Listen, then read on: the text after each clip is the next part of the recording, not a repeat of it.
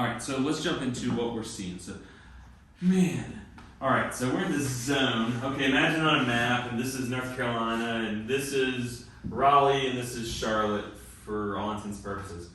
I watch beekeepers in this zone, which looks like Gastonia, Cabarrus County, Burlington, Durham, Virginia Beach. Find people on the Facebook threads that you know live there and watch what they say. So I watch other commercial beekeepers whose opinions I respect. And last week, one of them in Gastonia says, I lost a swarm today.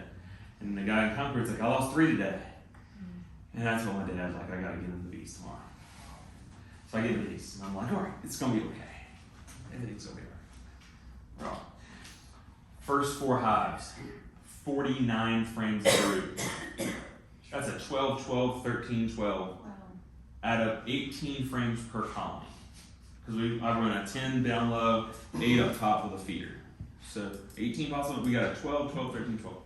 That is a recipe for swarming, right? I mean, like, and it doesn't always work out that way, but in yards where you have long lines, you end up with drift, and the end colonies always end up the biggest. It's just any colony, any commercial personal places. So what do we do? I'm gonna talk about swarm prevention, because to me this is a simple topic. Okay, so there's two things we can do to stop swarming. We can give them space, and we can I'm gonna say spread the wealth. So why do bees swarm? Because they feel too crowded. Flat out. Not every queen is made the same, not every queen is made the same, not every hive runs the same, not every hive comes out of winter the same. But when you're commercial, they all need to be the same when I come back in 2 weeks. Because if they're not, we got a problem. So, I'm going to show you, well, hang on, let's back up a second. So, space comes in 2 forms. One is space above.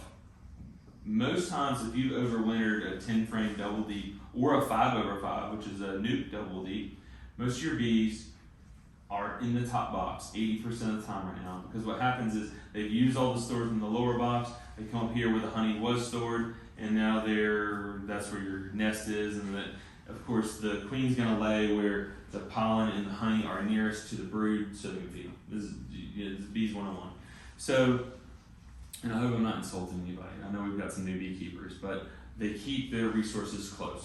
So imagine in a 10 frame double deep, you've got a basketball volume of bees, and through the winter, that volume, I mean, they don't stay in the same spot. The cluster moves around depending on the needs. So for me to get into these hives, and I'm like, man, what are we gonna do? So we're just pulling brood out. So there's 2 ways, and I wanna explain it on here. So imagine the blue is our brood frames, okay? And I'm going to show you how I want to leave the nest. This is what we did this morning. So we're going to say this is our first, this is our bottom box, okay? And what I want to see is, I want to see 1 frame of food on the outside. Most times, this frame facing this way against the wall will be honey. And this way will be, we call it bee bread, which is, right now, it's a mixture of natural pollen plus my pollen patty, but you'll know it when you see the frame. Like, it's just a frame of food, right? And I want to leave them, this is the way we leave every colony. I'll explain why in just a moment. So we got a frame of food and a frame of food. And I always run it like this with a blank foundation, just like one of these black plastic ones in here, right? I love interrupting the brood nest. It gives them a feeling of unaccomplishment. This is key. They don't swarm if they don't feel accomplished, if they feel like they've got room. So if it's a single, if it's a 10 frame single, we're running this pattern. All this buys you is 14 to 18 days. Like, I spent 6 hours this morning with a new guy who's kind of apprenticing with me. We went through 40 hives, and it took us 6 hours of work. I'm teaching at the same time, but this is how we're leaving them. So you've got a food, 3 broods, a blank, 4 broods, and food. And if I've got eggs, I want them in the lower box, in the very bottom. The reason being is this is going to take 2 weeks to develop, 15, 17 days, something like that.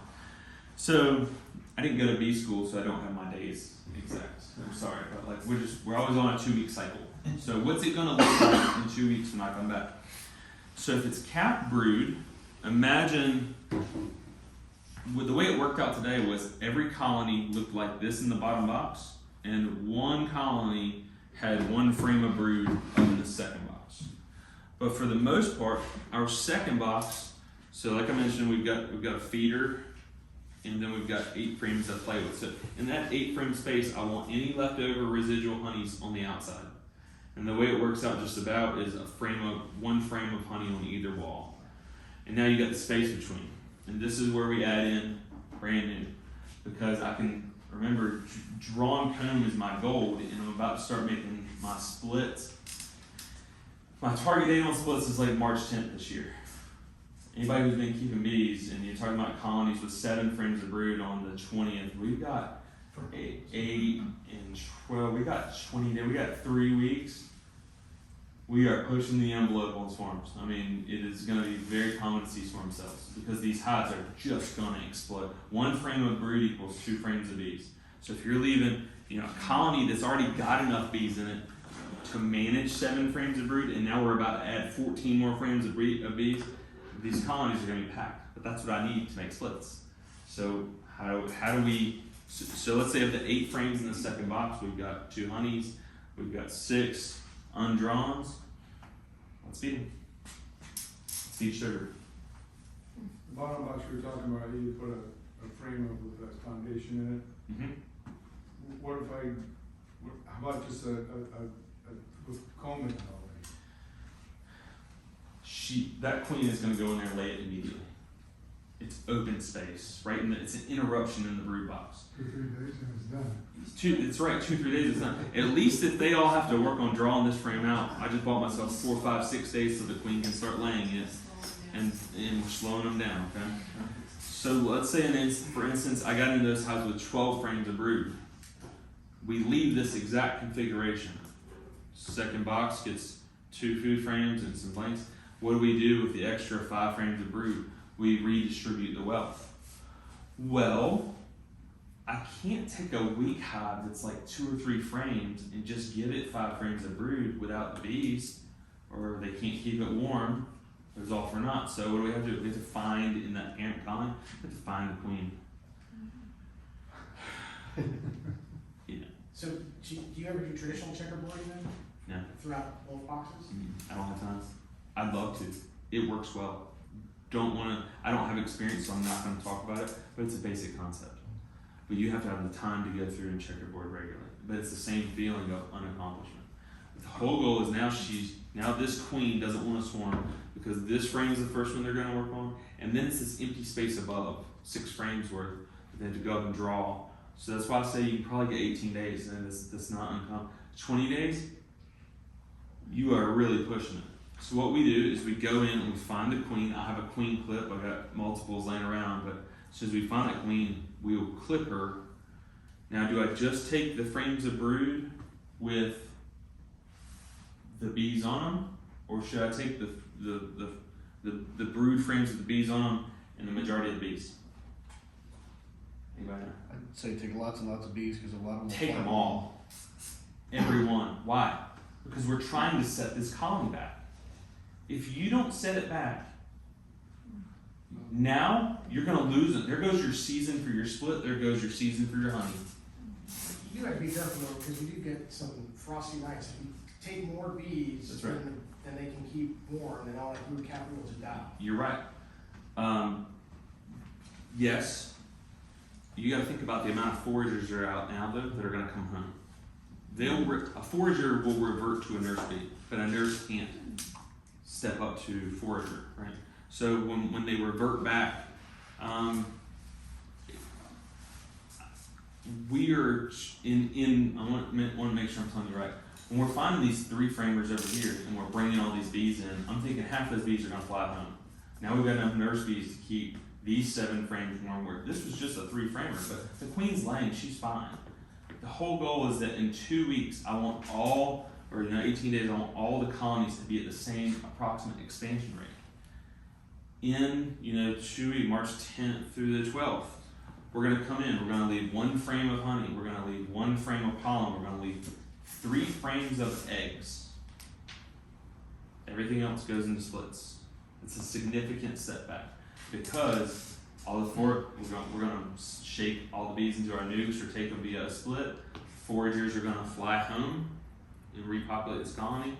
And now we've set it back enough by March the 12th that our target date around here is April the 20th for the nectar flow. Because remember, once the nectar flow hits, your swarm weight goes way down. Daddy, Yes, ma'am. it's been way over an hour. Okay. Thank you. Sure. So, you know, our target date is April 20th to get to it. So I don't mind constantly setting back. And like you said, who cares if you get a cycle and they're only able to keep 5 of those frames of brood? 5 frames of brood will repopulate a box rather quickly. If anything, our peak population in there might occur at May 1st rather than April 20th because they were 10 days behind because that cat brood. However, that's just fine by me. If we've got peak population happening sometime between April 20th, this year because we're 2 weeks early, our target date's more like April 10th. I got a feeling you're gonna start having to have a honey super better be on by April 10th. It's just my opinion. But with what we're seeing, if the trend doesn't change, you know, I don't like my bees in the trees. Yeah. Because it's literally my money. You know, I mean, Yeah. now I'll give you a quick tip on a super crop of honey and we'll be done, if that's okay. Yeah. Okay, so is everybody familiar with a double screen bottom board, as I mentioned? Take a double screen bottom board, you can make it out of scrap plywood just get on YouTube, how to make a double screen bottom, somebody will show you. I like the 3/8 risers, and you leave just 1 little entrance, and you perform your split, and you're setting the lower colony back enough, but the new colony is up top, and it has 1 entrance, usually the opposite side. So let's say if this is our entrance here, then we've got two boxes of 10 frame double D. We've got our double screen bottom board, and then we got our 3rd box on top. So we want the entrance to be opposite side, and we're gonna just do a walkaway split. That's easy. Anybody can do a walkaway split. So the queen comes back and everything's successful, and we wait until that magic date, April the 20th. And both colonies are just booming, but neither one feels the need to swarm. Well, has anybody in here ever done a project by themselves versus with another person? Or perhaps a group of 6? The more people we get involved, the easier the skill becomes and the more efficient in time. So the efficiency of 1 person is 1 person. The efficiency of 2 people is that of 2.4 people. It's people working together, it's teamwork, right? Same concept. So in this case, April 20th hits, all you have to do is go into the top box, you can find your new queen, you can go ahead and perform a very weak split with it, say 2 frames of brood, a frame of food, and then that new queen flew over here. And now that top box, you're left with 7 frames of brood. All you have to do is pull that divider board out, and now you have a colony and a half who are geolocated to this position, and the nectar flows on. And there's this guy out in, God, his name escapes me, it says, Dick Brickner, I believe.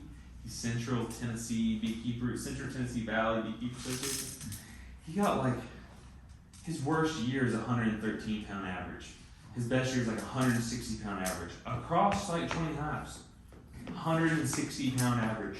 Per hive. Per hive. That's unheard of. Doing this method, this is basic. Like it's very simple. A piece of plywood from your local construction site. It's free materials. So there's your quick and easy tip for if you want to make a real big honey crop. I'm doing that next year because I'm out of money. I don't have another $5,000 to do that many double screen boards, but it's in my plans. It allows me to develop more queens. So yeah, I know I threw a lot of information at you that's very commercial, but it'll make you think and get together and mentor people. If you guys have questions, call me. If you have any questions, I know I threw a lot of gear. Yeah. How much help do you have in your apiary? So last year it was Corey and I. This year it's solo.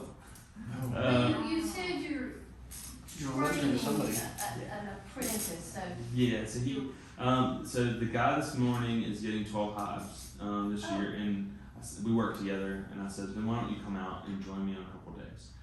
And then I've got another friend of mine. She will help me usually 2-3 times a year. Corey's in nursing school, so when she gets a spare moment, she's her last semester. But I've told her like on these dates I need you, particularly just like when we're rolling through making splits. She's fully trained. I don't have, we can go in the we work very well. And I've got a young kid. He's 15 and he's expressed some interest. So every day, if I can just get that other person, it's that efficiency of 2.4 now, not just the efficiency of 1. It's the same thing this morning. I couldn't have done it without Aaron. No way. Shout out Aaron. Couldn't have done it without Aaron. He got a great education. We probably found 25 queens this month. So as I would find a queen, we're flipping through frames. And, I tilted there, I'd say, here's your test. Find it. And then you got an opportunity. Well, not all my queens are Italian golden beauties. They've got Carniolan stock mixed in. That's another thing I meant to mention is genetic diversity should be paramount in making queens.